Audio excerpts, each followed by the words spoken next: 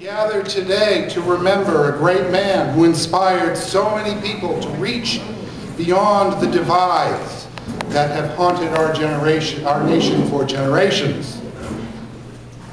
This gathering, along with all those happening across this country, hold a special meaning as we celebrate the living proof that Martin Luther King Jr.'s dream is alive.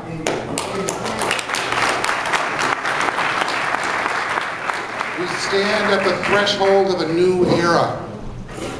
Tomorrow, a man of African descent becomes our 44th president.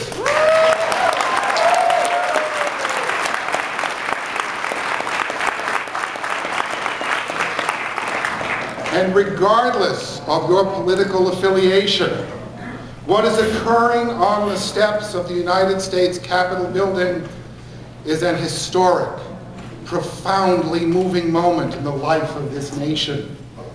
This year, when we recite the litany on Martin Luther King Jr. Day and sing "Lift Every Voice" and sing, they will carry a fresh, deeper, and more poignant meaning. Yes, the dream is alive, but let us not forget that it is not finished. There is still work to do. So as we celebrate today, let us remember that while a milestone has been reached, the work is not done.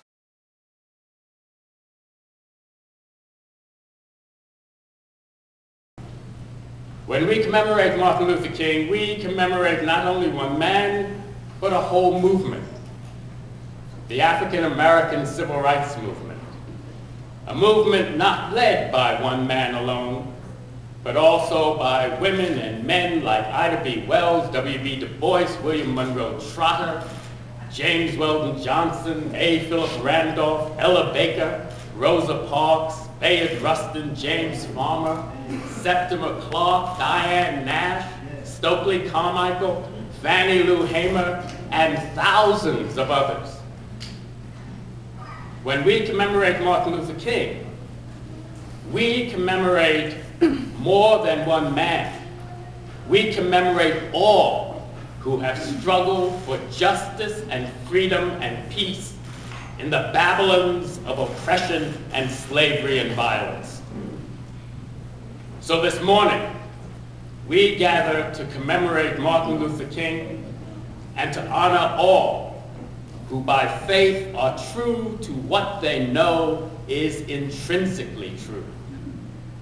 If we are to be faithful to this commemoration, faithful to all the work of so many to bring us here, faithful to the controversies along the path to here, we must come to ask this question: can we commemorate ourselves?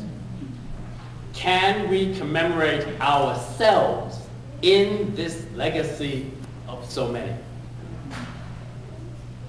So this morning, let us reflect and answer questions like, can we commemorate ourselves? Can we commemorate ourselves in this legacy of so many? Where do we fit in the legacy of Martin Luther King? When we ask that question, may I suggest an answer to all of you. I invite all of you to be dangerous. I invite all of you to be more than dangerous. In this American culture, I invite you to be dangerous Negroes. All of you.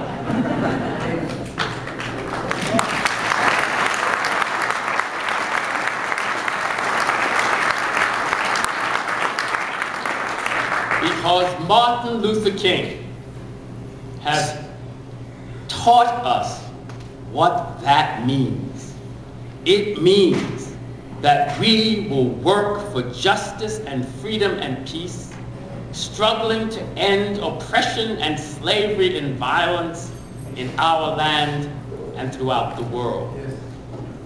Let us leave here being dangerous Negroes.